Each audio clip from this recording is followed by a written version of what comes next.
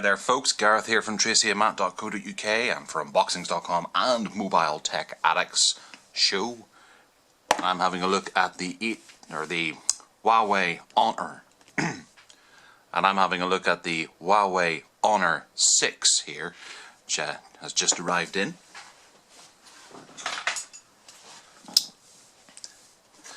It's a lovely blue casing here, quite effeminate if anything. This is it's a white version. Yeah, that's all it says. Okay, I'll try not to damage it too much. Let's have a look inside the box. Nothing under that side. The phone itself, which is Huawei's flagship device, with a nice plastic bag. What's underneath here? Very Apple-esque here, although that's just cardboard. Inside we have some literature. There's a screen protector as well. That's kind of nice actually, with a cutout here for camera and speaker. That must be for the back of the device. Okay. And then this one's for the front of the device with earpiece. And I've managed to drop something on the floor there. That's to apply the screen protectors. Warranty card, start guide. That's in underneath. That's European.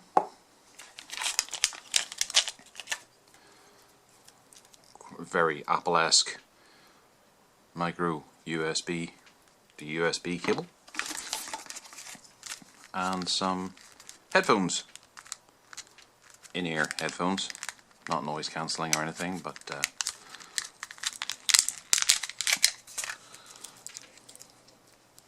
they're not the worst design in the world. They certainly don't look up to spec of the iPhone or things that Samsung are putting out at the moment, but I'll listen to them and see if they're any good. In-ear call button. And that's it. That's just call. Okay, so it's an inline microphone and call button. No track movement or anything like that, but perhaps clicking it 2 or 3 times might make all the difference. Okay, so the device itself. Ooh, it's actually quite nice. We have, okay, let's have a look around the device. On the bottom here we have a micro USB connector, microphone hole.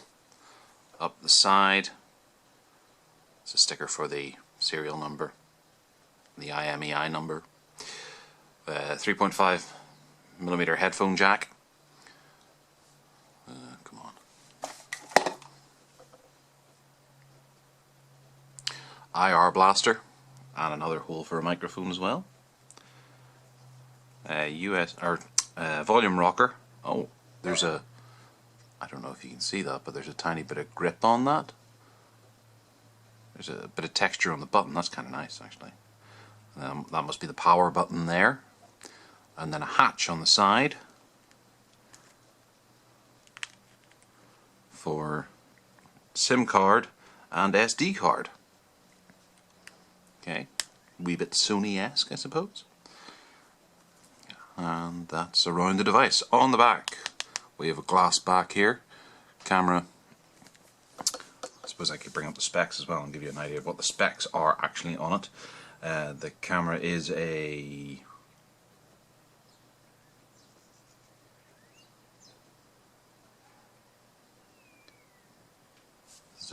camera is a 13 megapixel. Excuse me. The camera is a 13 megapixel dual LED flash. Loudspeaker at the bottom there, which looks very much like a Samsung ear speaker, to be honest. And it does, yeah, like on the Note 2. Actually, I have one here. Put them up together. They're quite similar. And around the front, we have light sensors, front-facing camera. Do we have any specs on that? It's a front-facing 5 megapixel camera. The screen. And nothing down the bottom here. Okay, let's turn her on and see what she does.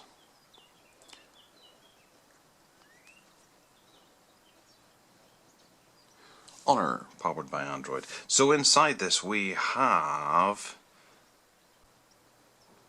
a 1.3 GHz Cortex-A7 quad-core processor, or it could be a 1.7 GHz Cortex-A15 processor.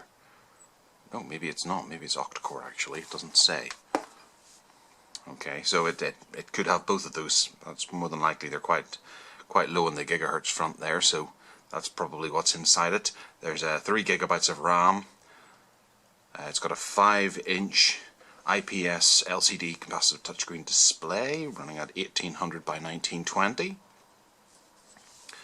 and it should be running Android 4.4.2 out of the box.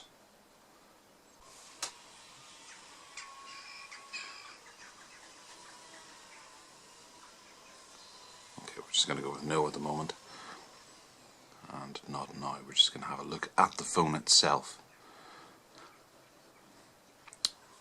Now, one of the things I remember seeing in the early releases of this is that there is no app drawer on this phone. All your icons get stuck to the main screen, which might not be appealing to anyone. However, if you check the site, there is currently a competition for people to design the theme and the display of this device. So this could all change very quickly, very soon.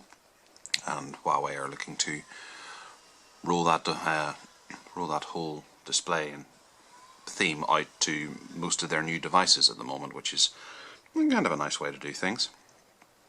So we have screens there. That's about as close as we're going to get to an apps drawer, I suppose. There's folders with Google stuff in it. You can add stuff to it. And the camera itself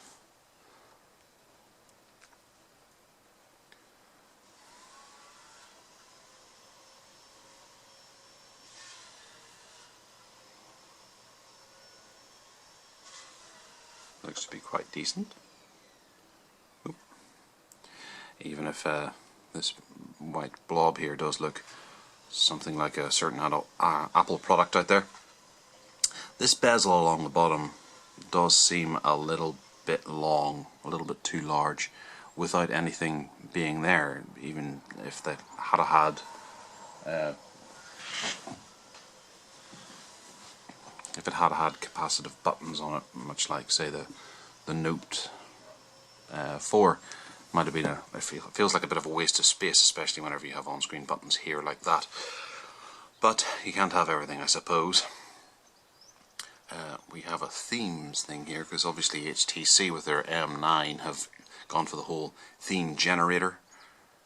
We can hit customize, and you can do an awful lot more with the themes here than you can with most Android devices. That's quite nice that Huawei have gone and put that inside the device right from the word go, so you can start playing with it as much as possible and make it easy for you to enter that competition. I think you win £3,000 if they select you, which is a decent amount. This metal band around the outside is quite nice. Obviously it probably either helps with the antenna or might even just hinder it a wee bit. We don't know yet, but we'll test the call quality over the coming weeks. The buttons I'm really quite impressed with. Actually, they're really very nice. They're very tactile, clicky, and responsive, and easy to find. That's the lock screen there. Only has the camera down the bottom, which we flip straight into, and it's quite speedy. So on the device we have a phone manager. What's that?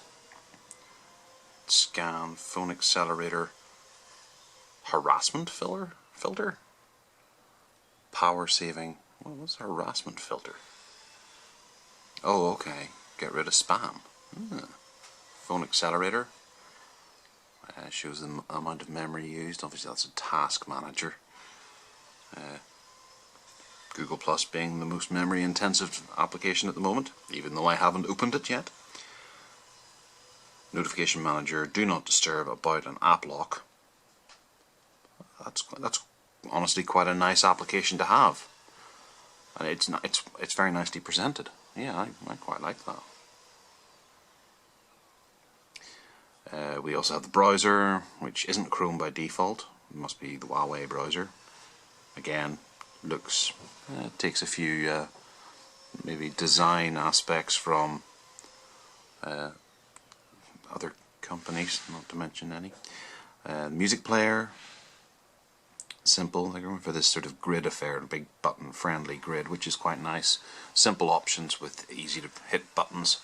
On a 5-inch screen like this, that can be quite nice. Things can get quite cluttered very quickly.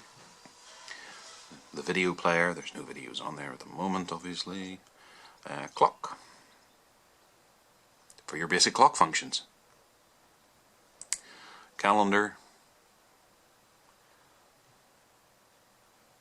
Okay. The calendar obviously looks a lot nicer than the standard Google Calendar. Hopefully it'll work in conjunction with it quite nicely. Bunch of settings. We'll have a look down here. Oh, there's an updater client as well. Let's have a look and see if there are any updates.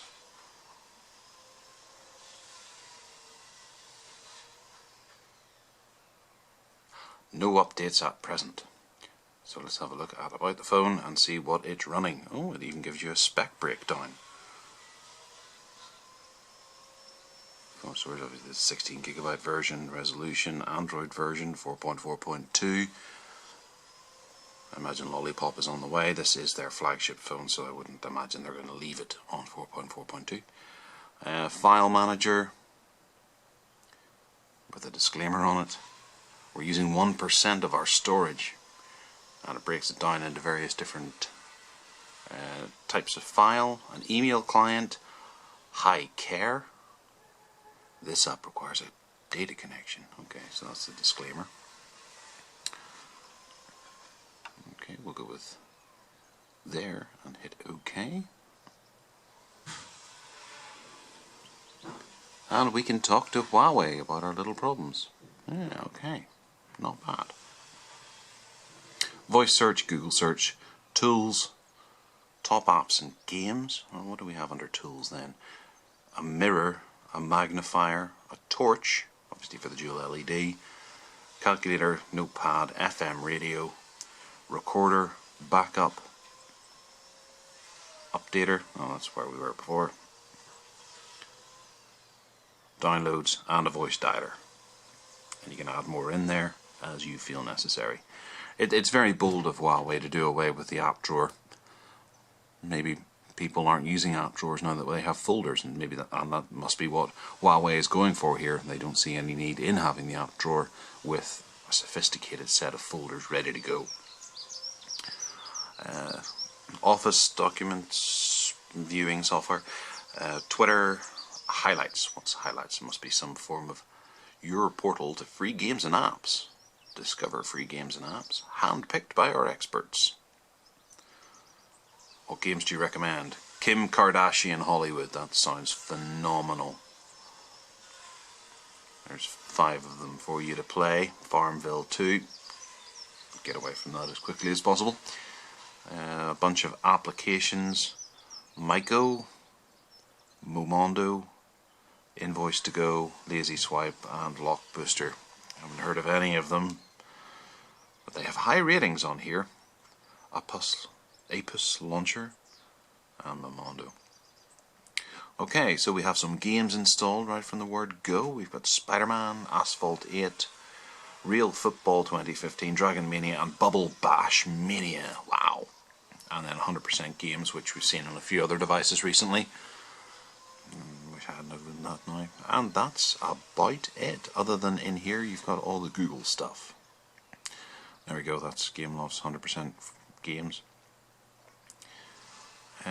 All kinds of stuff in there, just typical Google stuff.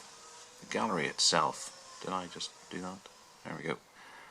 Oh, there's actually no stock shots, which is kind of odd. Oh no, there is. There's recommended pictures. Obviously these were taken with the Huawei on location. They travel around the world to get these stock shots to show how wonderful the camera is. not. And that's about that. What I'll quickly do is run some benchmarks. I've installed Quadrant just to do a quick run, and just looking at the notifications menu there, that's quite nice. Nice white background and time down here, nicely organised, but like a file of apps. And then obviously hitting the bin gets rid of all those. It does. And then shortcuts as well for your application, or sorry, your note, and shortcuts as well for all the settings and bits and pieces under the hood. It's important to point out that out of the box this has swipe on it as your default keyboard. So we're going to run a full benchmark on it here and see how it goes.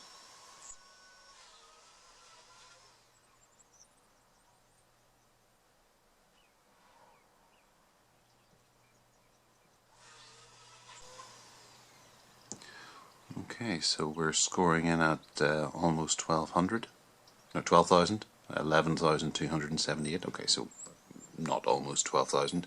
The HTC One X is on there, so it's quite considerably faster than the HTC One X, which is what, 4 years old now. I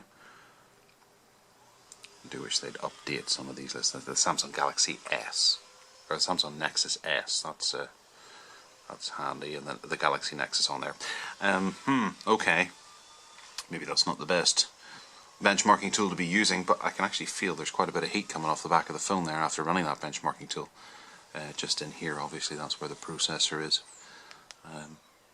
Yeah, but it's a nice device. I really am quite impressed with it. It's well made. It does feel quite robust in the hand. Looks a little bit cheap down here. Looks a bit white tacky plastic, which it isn't really to the touch, but it looks cheaper than it actually is. I guess maybe being spoiled with other devices recently, that's just a wee bit off-putting for me. And there you see a very faint line, a join there as well. But other than that, for for £220, I think you can pick this up for. It's quite lovely actually. It does give the mid-range phones something more to think about. This is their flagship as well. I'd very much recommend checking it out if you're in the mood for it. I feel a lot of heat coming off it after that benchmark still. And then the lock screen has changed then. We pull up from the bottom there and we have other options, which is quite nice. Is that a mirror? It is a mirror. Hi. Okay, well that's the Huawei Honor 6. Check back for more unboxings on tracyamant.co.uk, and also check out the Mobile Tech Addict show, which went live just a couple of days ago with Jay Garrett from Gadgety News and Michael Samuelson from techandburgers.com. Take care now.